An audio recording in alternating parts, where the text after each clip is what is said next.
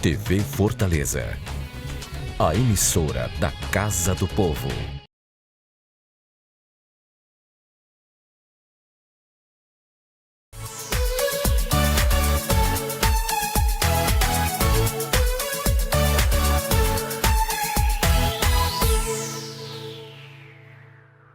Olá, começa agora o programa Especial Mulher, dedicado a nós mulheres. Você que está aqui na TV Fortaleza, hoje vai acompanhar uma entrevista muito especial com a advogada Raquel Andrade, que é coordenadora da Procuradoria Especial da Mulher da Assembleia Legislativa do Estado do Ceará. Olá, Raquel, é um prazer recebê-la aqui no nosso programa. Muito obrigada pelo convite, uma alegria estar aqui. Raquel, eu queria começar o programa, esse programa no mês de março, mês da mulher, falando um pouco sobre o trabalho que vocês oferecem lá na Procuradoria Especial da Mulher da Assembleia Legislativa. Bom, a Procuradoria passou por uma reestruturação recente. A Procuradoria Especial da Mulher se transformou em complexo. Agora nós estamos inseridas nesse formato, abrigando o Ministério Público, a Defensoria Pública no mesmo espaço físico e implementamos 6 núcleos para atender mulheres em situação de violência, para promover iniciativas de igualdade de igualdade gênero-racial, para incentivar a participação das mulheres na política. Então, é a primeira Procuradoria Especial da Mulher no Brasil com esse formato. É uma procuradoria onde a mulher ela tem diversos serviços, A gente pode falar um pouco sobre esses serviços?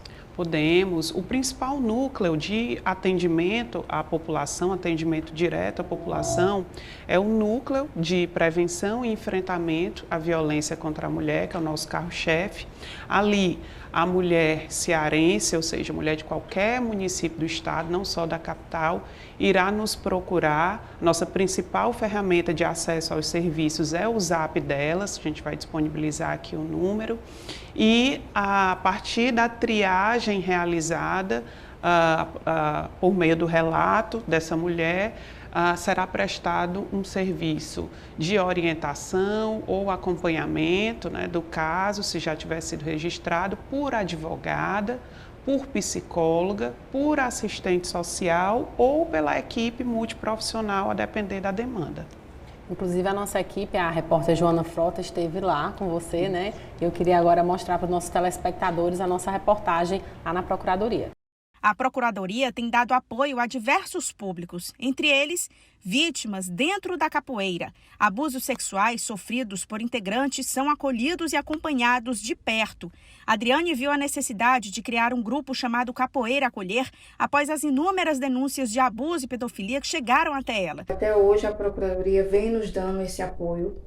Eu não sei como seria, já falei isso em vários vídeos, em várias lives, que eu não sei como seria a nossa luta contra esses abusos sexuais dentro da capoeira sem a presença da Procuradoria da Mulher junto com a gente. Receber, examinar e encaminhar aos órgãos competentes denúncias de violência e discriminação contra a mulher. Fiscalizar e acompanhar a execução de programas do governo estadual que visem a promoção da igualdade de gênero estão entre as finalidades da nova Procuradoria Especial da Mulher da Assembleia Legislativa. O complexo funciona no anexo 4 da casa. De junho de 2021 a fevereiro deste ano já foram realizados 400 atendimentos. Agora, o atendimento está sendo feito de forma híbrida através de agendamento, mas a expectativa é de que em breve ele seja 100% presencial. O primeiro passo é a assistida se compreender numa situação de violência ou enquanto vítima de uma agressão, Nós fazemos uma triagem imediata. Nessa triagem, a assistida ela vai ser encaminhada ou para uma advogada, para uma psicóloga ou para um assistente social, ou para as 3, a depender do caso, para receber um atendimento múltiplo. As ocorrências mais comuns dizem respeito à violência doméstica e sexual. 54 procuradorias da mulher já foram criadas no interior do estado. O município de Camusim agora conta com a primeira rede municipal de prevenção e enfrentamento à violência contra a mulher. Nós vamos até os municípios onde há a Procuradoria Especial da Mulher, reunimos todas as partes envolvidas, tanto da sociedade civil como do Estado, delegado, delegada, promotor, promotora, Conselho Municipal da Mulher, Secretaria de Assistência Social, Procuradoria da Mulher do município. Realizamos uma capacitação, né, damos o ponto de partida institucional e essa rede se forma para que os envolvidos, os entes, conversem, dialoguem e implementem políticas públicas nos municípios de maneira articulada e de maneira conectada. Raquel, vamos falar um pouco da iniciativa da criação dessa Procuradoria na Assembleia Legislativa. Tem quanto tempo de funcionamento? Bom, a Procuradoria existe, né, formalmente há 10 anos, inclusive na inauguração nós celebramos esse marco, né, para a Procuradoria Especial da Mulher na Assembleia. A reestruturação do equipamento iniciou entre 2020 e 2021 e nós tivemos a inauguração do complexo agora, dia 8 de março, no Dia da Mulher. E essa reestruturação ela foi pensada a partir da nossa vivência, né, da vivência da Procuradora Especial da Mulher, que é a deputada Augusta Brito, né, que encampou essa agenda, e a partir da nossa vivência acadêmica, né, no mestrado em políticas públicas, nos movimentos de mulheres. Então, nós ocupamos o espaço institucional de maneira diversa, de maneira inclusiva, para que ele atendesse da melhor maneira possível às complexidades que envolvem o fenômeno da violência. Não dá para tratar de violência contra a mulher só com a política de enfrentamento, por exemplo, né? A gente precisa trabalhar com prevenção, com mapeamento, né, e acompanhamento de indicadores. Por exemplo, nós implementamos o primeiro observatório da violência gênero-racial no Brasil. Ou seja, as mulheres negras são as maiores vítimas em qualquer perspectiva da violência, violência doméstica familiar, violência de natureza sexual, e não existe uma política pública direcionada para enfrentamento à violência para mulheres negras. É ínfima. Então, nós criamos o observatório, criamos um núcleo de promoção da igualdade gênero-racial para trabalhar isso, e com as mulheres indígenas, com as mulheres de povos e comunidades tradicionais, né, mulheres de terreiro, mulheres ribeirinhas, pescadoras, enfim, e tende realmente a ser um trabalho não só eficiente, mas inovador, né? O Poder Legislativo ele vem para ser mais um ponto de apoio, um braço forte na defesa dos direitos das mulheres aqui no Ceará. E como é que a mulher, né, ela pode procurar? Ela precisa agendar um atendimento ou já retornou de forma presencial? Como é que funciona? Bom, atualmente na Assembleia Legislativa nós estamos em atendimento híbrido, formato híbrido ao público externo. Então, se você quer conhecer os serviços da Procuradoria, solicitar uma orientação jurídica, de repente não há ainda a identificação de que ali está configurada uma situação de violência, por exemplo, a mulher quer apenas se informar, você entra em contato conosco pelo zap delas, né, que a gente vai divulgar aqui, aí faz o seu relato, apresenta a sua demanda e a partir daí a gente vai fazer uma análise se há necessidade do atendimento presencial imediato, que aí a gente faz esse agendamento, ou se a gente faz o atendimento virtual, né, com as nossas profissionais, como eu já citei, advogada, psicóloga ou assistente social. O que a gente quer? Que as pessoas saibam que a Procuradoria da Mulher está de portas abertas para receber a mulher cearense nas demandas não só relativas à violência, mas relativas a iniciativas de participação da mulher na política, ou mulheres egressas e apenadas, por exemplo, que é um núcleo que a gente implementou. Nós também implementamos o primeiro núcleo no Brasil, né, uma política institucionalizada para os homens. Né? São os homens pelo fim da violência contra a mulher. Muito que a gente bacana. entende que para que haja um sucesso nessa nossa luta, os homens precisam estar envolvidos. Porque essa consciência, ela não tem que, a gente tem que informar as mulheres, mas essa consciência ela tem que vir também do homem, né? Do parceiro, do companheiro. Isso mesmo. Então, a Procuradoria está à disposição com todos os seus núcleos, a equipe multiprofissional. Nós estamos na Avenida Desembargador Moreira, número 2930A. Nesse complexo está também inserido o NUAVE, que é o Núcleo de Apoio a Vítimas de Violência do Ministério Público, e a Rede Acolhe da Defensoria Pública do Estado. É muito importante uma casa legislativa, né, como a Assembleia, a abraçar essa causa e saber que nós mulheres temos um espaço ali, né, para ajudar a gente, né, Raquel? É fantástico, nós encontramos como nunca antes, né, uma abertura, um acreditar, né, que é possível as instituições, né, o Estado e a sociedade se unirem pelo fim da violência, pelo direito à nossa vida digna, né? E eu quero ressaltar, né, reforçar que esse trabalho, né, acho que é um trabalho da minha vida, né, esse legado aí que a gente quer deixar, ele foi pensado, cada núcleo foi planejado, houve um estudo, não é um trabalho intuitivo, né, é um trabalho que vem a partir de uma perspectiva de gestão por eficiência, de gestão por resultados, para que a gente tentasse aproveitar esse momento, e aqui eu quero inclusive agradecer ao presidente da Assembleia Legislativa, deputado Evandro Leitão, porque nunca houve um investimento tão grande, né, em todos os aspectos nessa agenda por parte do Poder Legislativo no Estado, né, nem só, né, especificamente na Assembleia. Então, é preciso que haja essa acreditação, né, no trabalho, para que haja investimento e todo o aparato técnico que nós investimos, as pesquisas, os estudos que foram realizados para que esses núcleos fossem planejados e implementados, ele está à disposição da sociedade e da mulher cearense, que é o mais importante. Raquel, os profissionais que atendem, né, lá na Procuradoria, são mulheres ou também são homens? Como é que funciona? Porque às vezes a mulher não se sente muito à vontade, né, quando vai falar com o homem, no caso. Né? São mulheres, né, os homens atuam num núcleo específico, porque nós compreendemos que o lugar dos homens, né, o lugar político dos homens na agenda de mulheres tem que partir da perspectiva do enfrentamento à violência do papel masculino, né? Inclusive eu quero reforçar essa perspectiva porque a gente se depara com eventos, com publicações, né, sobre esse tema por parte de homens, né? Isso não é um problema, mas o protagonismo desse movimento, que é por nós, pela nossa vida, ele deve ser prioritariamente nosso. Não que os homens não possam atuar, mas eles atuam como aliados, né? É importante que haja a definição desses papéis. E eu quero aproveitar essa pergunta para dizer que nós estamos implementando, né, aliás, mas nos municípios cearenses a perspectiva de 54 procuradorias especiais da mulher nos municípios, nas câmaras municipais.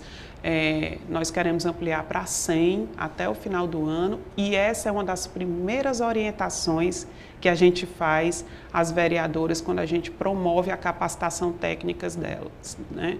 Que as advogadas, que as servidoras das câmaras designadas para esse fim sejam mulheres. E a gente precisa, como a gente falou no início, incentivar as mulheres a participarem de diversas atividades, inclusive dentro do parlamento, né, Raquel? Isso mesmo. A promoção de iniciativas para a participação da mulher na política, para fortalecer essa agenda, é uma das competências prioritárias da Procuradoria Especial da Mulher, afinal nós estamos numa casa legislativa e o que a gente procura fazer no nosso trabalho é demonstrar tecnicamente que o incentivo à participação das mulheres na política e nos espaços de poder está diretamente ligado ao enfrentamento à violência contra a mulher. Porque quanto mais mulheres nos espaços onde as leis são implementadas, né, são criadas, onde as políticas públicas são efetivadas, são promovidas e efetivadas, né, na gestão pública, enfim, nos espaços de poder político e institucional diverso, há uma repercussão dessa participação lá na ponta, né, lá na execução das políticas, lá nas iniciativas de prevenção, de acolhimento, de enfrentamento.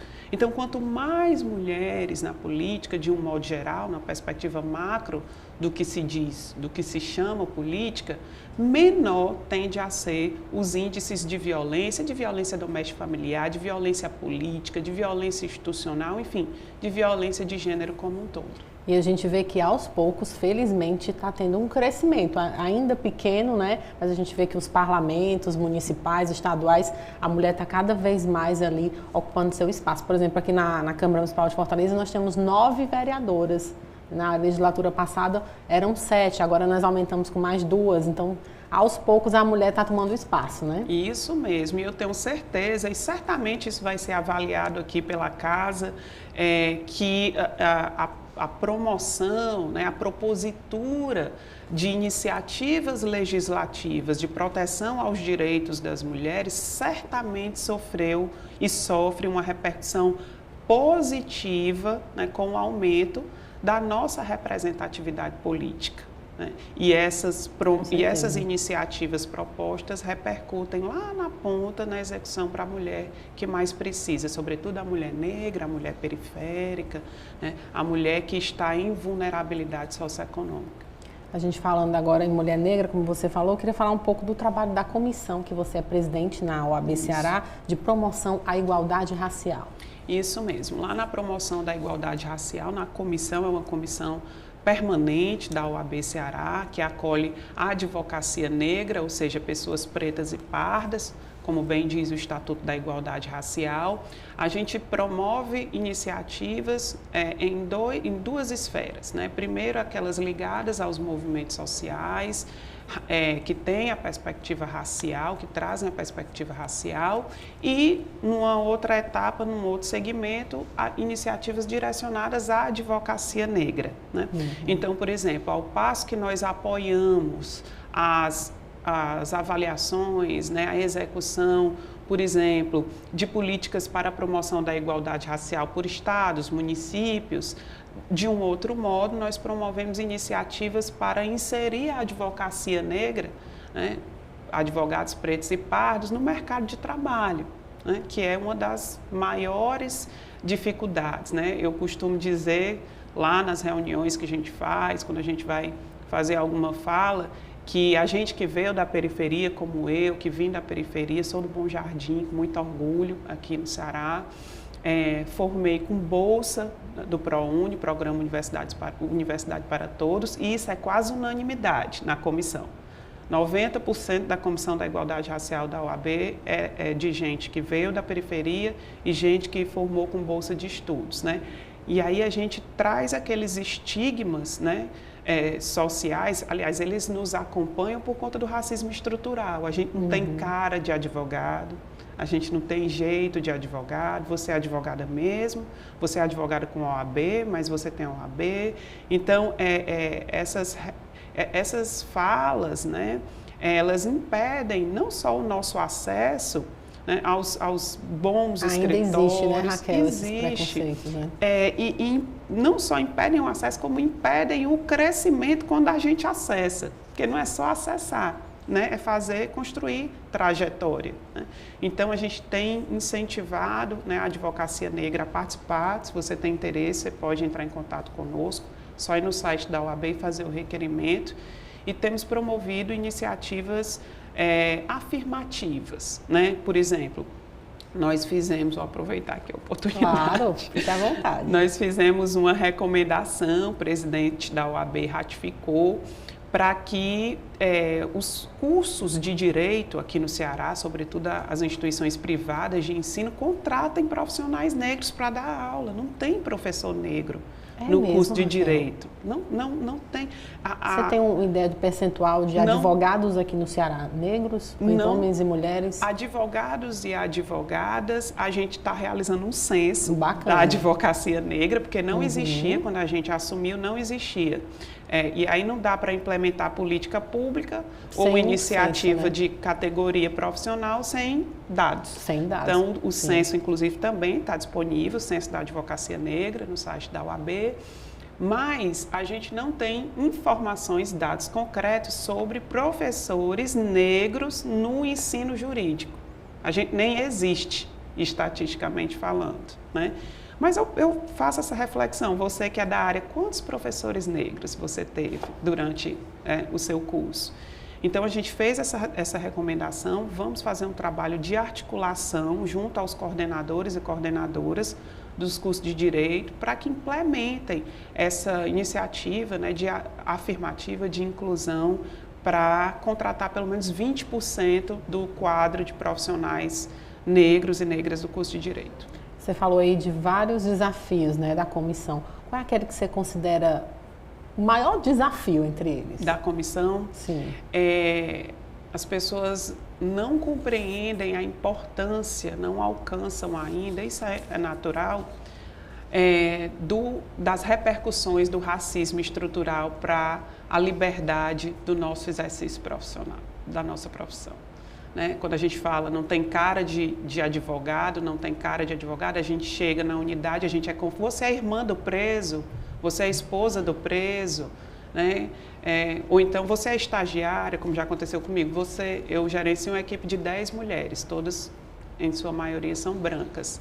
Então eu sou a secretária, eu não sou a coordenadora, eu sou a recepcionista. Então isso impede o exercício da nossa profissão ou do nosso cargo com dignidade. Né? O racismo ele tem muitos atravessamentos, além do crescimento financeiro, econômico, nós temos menos oportunidades em regra.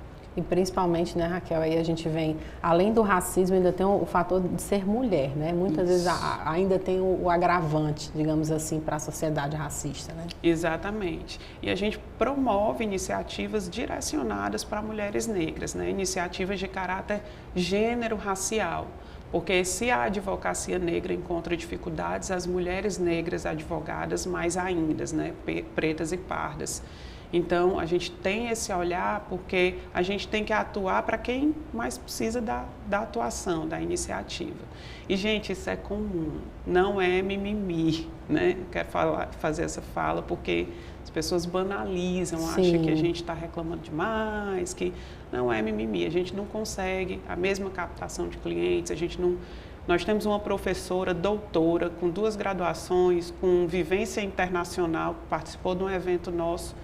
E ela, todo mundo chorando, né, na hora do evento, porque a gente não aguenta, ela contou como ela foi recusada 12 vezes seguidas, né, por instituições de direito, né, de ensino aqui no Ceará. As pessoas nem olhavam para o currículo dela. Ela é preta, pessoa de pele retinta, e ela pensou em desistir, porque cada negativa era uma violência. Então, o você não tem o perfil, né? Muitas vezes o você não é branca o suficiente para ser professora de direito. Raquel, eu vou pedir aqui licença para a gente fazer um rápido intervalo aqui no nosso programa e a gente volta já já.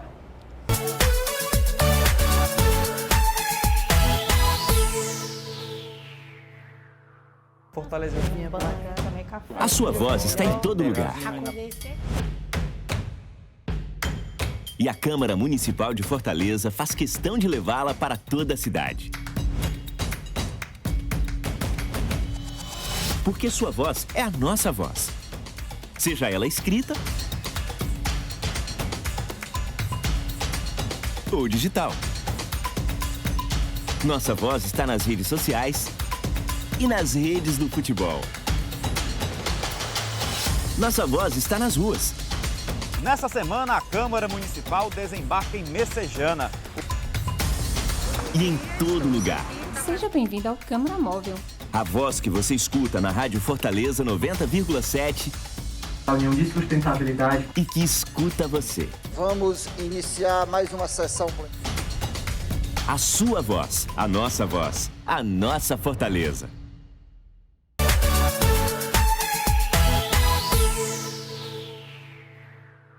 Estamos de volta com o programa Especial Mulher aqui na TV Fortaleza, canal 7.2, a TV da Câmara Municipal de Fortaleza. Lembrando a você que o nosso programa é exibido sempre aos sábados, às 19h30. E hoje a gente está conversando com a Raquel Andrade, que é coordenadora da Procuradoria Especial da Mulher da Assembleia Legislativa do Estado do Ceará. Raquel, a gente estava falando, né, sobre a questão da mulher negra, e eu queria falar agora, especificamente, sobre a violência contra a mulher de um modo geral, né? Porque a violência, ela não tem classe social, ela não tem cor, ela não tem raça. Infelizmente, apenas pelo fato de nós sermos mulheres, estamos sujeitas à violência e a gente vê diariamente isso acontecer, né, Raquel? Isso mesmo. Infelizmente, nós vivemos num país que odeia mulheres. A realidade é essa, né? A misoginia, e essa misoginia, ela se reflete na perda do bem mais precioso que a gente tem, do bem jurídico, de um modo geral, que é a vida. É o 5º país do mundo que mais mata mulheres. Eu fico pensando na sensibilidade, né, que as pessoas estão expressando por conta da guerra, né, a Ucrânia, a Rússia. Nós temos índices maiores do que os índices de muitas guerras em relação à vitimização de mulheres, sobretudo de mulheres negras aqui no Brasil, né? A gente tem dados que mostram do Fórum Brasileiro de Segurança Pública que, ao passo que a violência contra mulheres brancas ela diminui em 10 anos, a violência contra as mulheres negras ela aumenta. Então, só há uma inversão, né, de vítimas em determinado nível. Por quê? Porque a mulher negra ela é vulnerabilizada pela questão racial. Então, ela é duplamente vulnerabilizada. Se a mulher que não é negra se vulnerabiliza por ser mulher, a mulher negra se vulnerabiliza tanto por ser mulher como por ser mulher negra. Por isso que a misoginia racial, que é inclusive uma proposta conceitual nossa, né, que nós conceituamos, que nós criamos, ela é tão importante de ser debatida, porque nós precisamos implementar políticas públicas de enfrentamento à violência contra a mulher negra, especificamente, para poder tentar mitigar, né, para poder enfrentar com qualidade essa problemática. Raquel, e qual é o perfil, né, dessas mulheres? Você falou aí da mulher negra, né, que é acredito que é o maior índice de violência contra a mulher, é a mulher negra. E, além da mulher negra, é a mulher negra com baixa escolaridade, também tem a questão da idade também. O que é que influencia, né, quando vocês fazem esses parâmetros? Isso. A violência, ela se apresenta em vários cenários a depender do tipo de violência. Então, feminicídio, né, por exemplo, geralmente são mulheres negras, né, as vítimas, mais de 50% das vítimas. Mais de 50%? São mulheres negras, né? Essas mulheres negras geralmente estão em vulnerabilidade social, ou seja, em situação socioeconômica precária, porque a questão racial aqui no Brasil impõe o estigma da pobreza, o fator pobreza na existência dessas mulheres.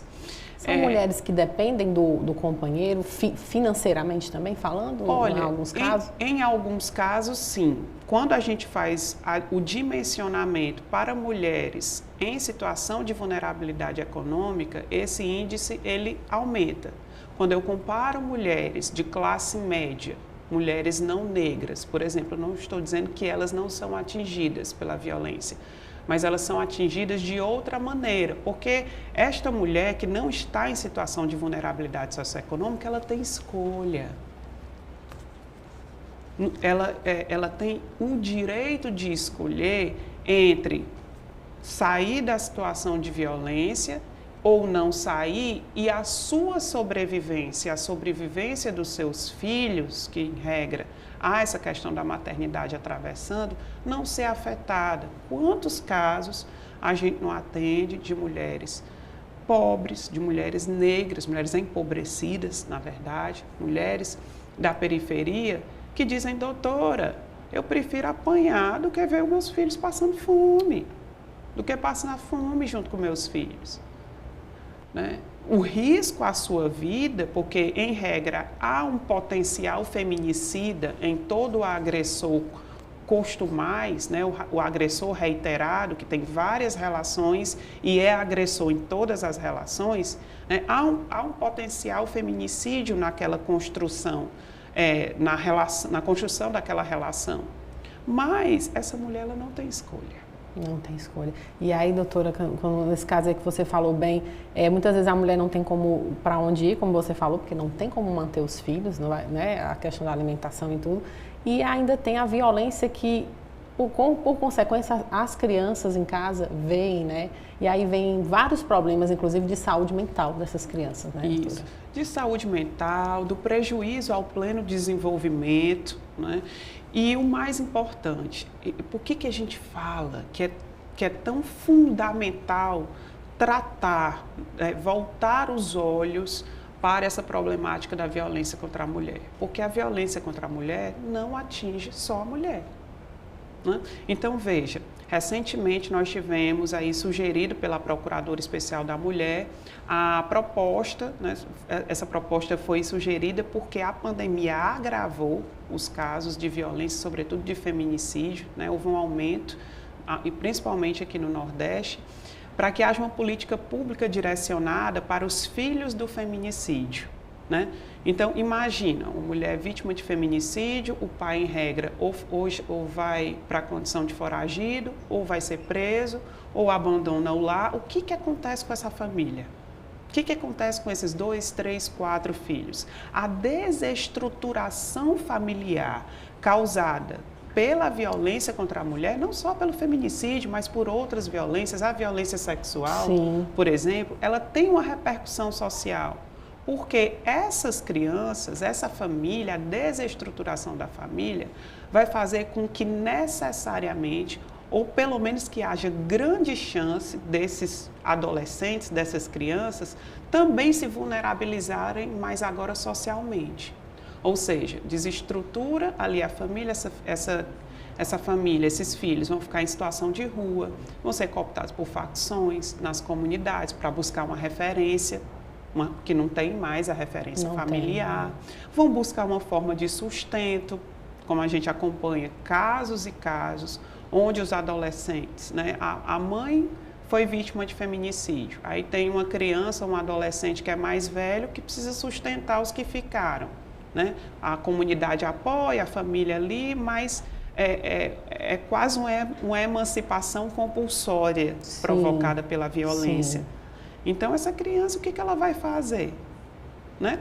Vai se sujeitar, vai ser obrigada, né, a, enfim, promover atos delituosos, talvez, né, a se vincular a organizações criminosas. Então, tem que ter uma política séria, uma política específica, direcionada, né, com todos os indicadores necessários para fazer a boa política, né, com investimento, porque não se faz política pública nesse país, principalmente para mulheres e para a igualdade racial, sem orçamento.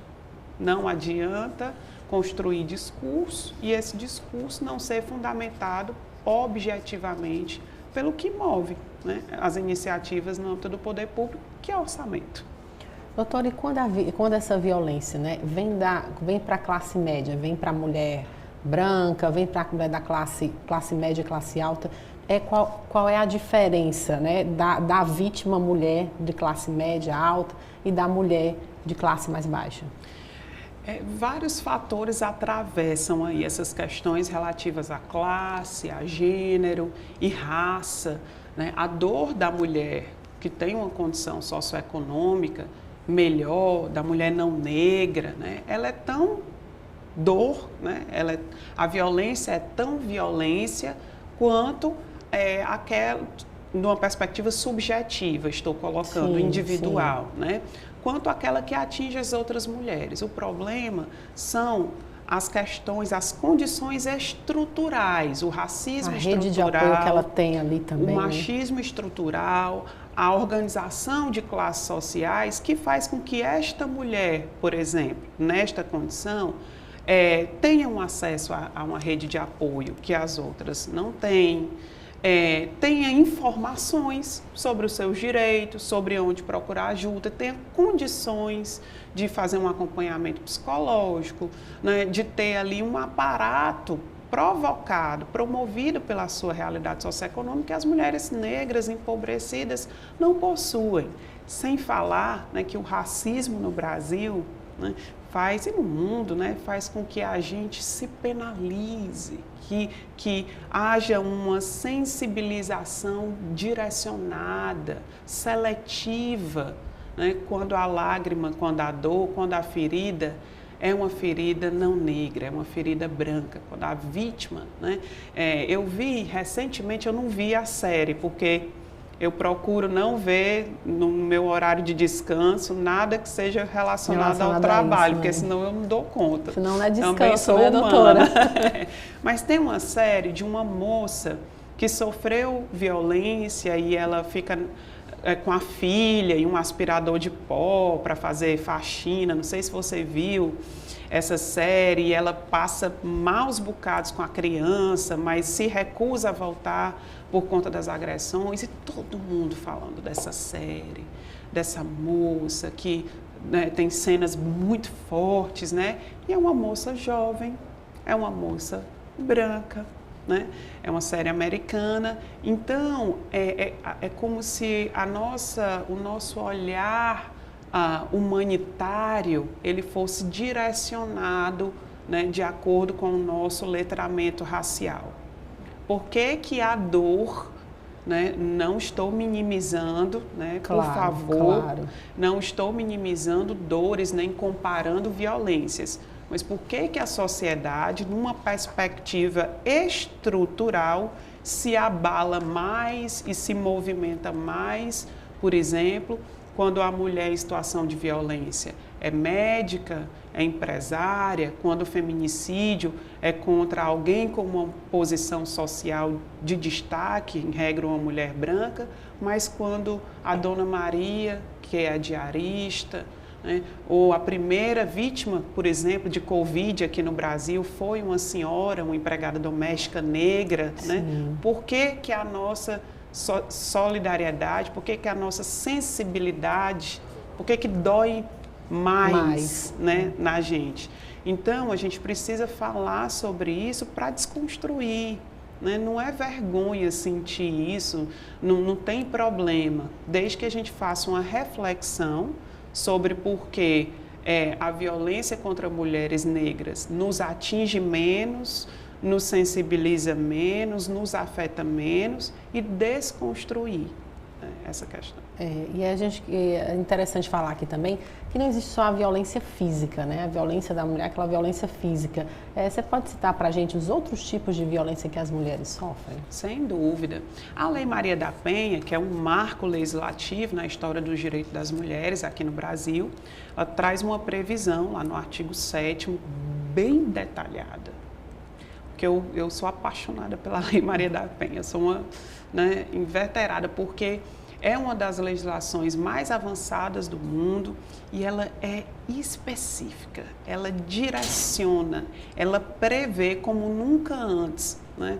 Então, a violência de natureza sexual, a violência patrimonial, a violência moral, a violência psicológica, né, para além da violência física, elas são esmiuçadas. Então, quando que a gente imaginar que uma lei iria prever que chantagear alguém é crime? Sim. Em razão, no contexto da relação afetiva, no âmbito da violência doméstica familiar. Perseguir, chantagear, manipular, tudo isso está na lei quando a gente fala da violência psicológica, por exemplo, né?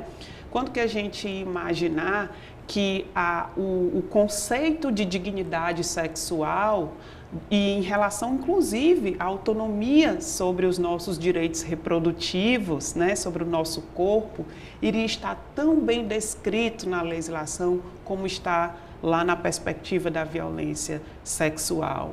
Então, quem tiver oportunidade, dê uma lida na Lei Maria da Penha. Você não precisa ser advogado, não, porque alguma mulher, em algum momento da sua vida, que tenha passado, né, por uma situação mínima que seja de violência, vai se sentir contemplada. A Lei Maria da Penha, ela tem 16 anos, né, doutora, de 2006. Isso. Em pensar que de 2006 para lá a gente não tinha, né? Não tinha esse mundo de...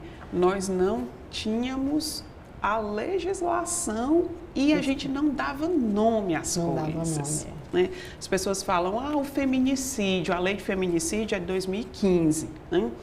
E nós fomos um dos últimos países na América Latina, nós temos quase 10 anos de atraso em relação a alguns países, né, a implementar uma lei que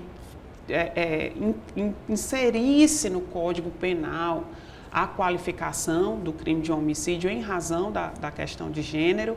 Mas o feminicídio sempre existiu. Sempre. Nós sempre morremos porque éramos mulheres, né? Aquela famigerada, legítima defesa da honra. Quem nunca ouviu falar disso?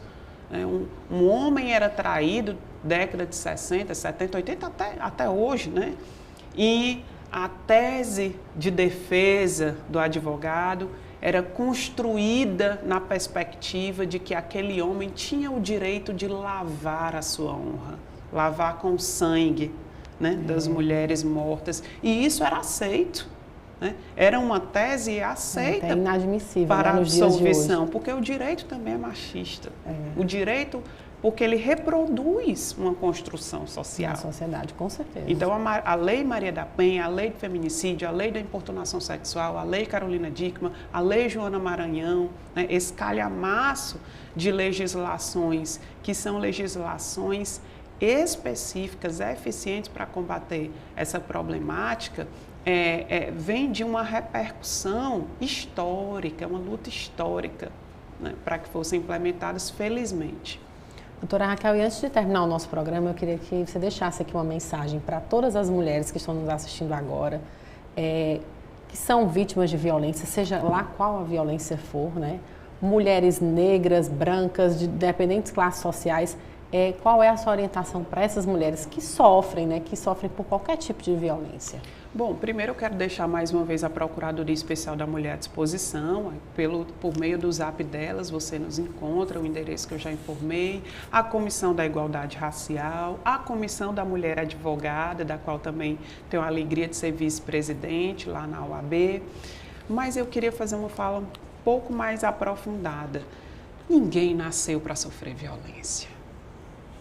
Não é da natureza humana, não faz parte de nós, mulheres, da nossa existência, a vivência, né? Viver numa relação, seja ela qual for, que nos cause dor, que nos cause infelicidade, né? Que faça com que a gente exerça aí o direito, que eu acho que é o direito mais universal de todos os tempos, em qualquer ordenamento jurídico, que é o direito de estar vivo e viva, e de viver dignamente e de ser feliz, porque ninguém é feliz e ninguém tem dignidade vivendo com violência.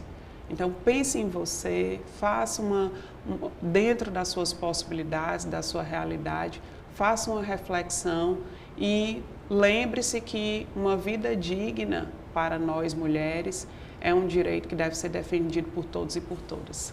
Doutora Raquel, muito obrigada. Nosso bate-papo aqui foi muito esclarecedor, com certeza, para tantas mulheres que estão nos assistindo agora. Obrigada. Muito obrigada. Até a próxima.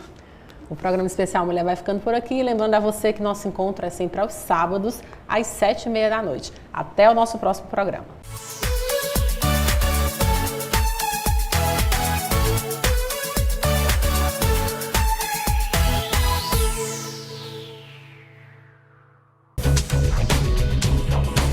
TV Fortaleza, a emissora da Casa do Povo.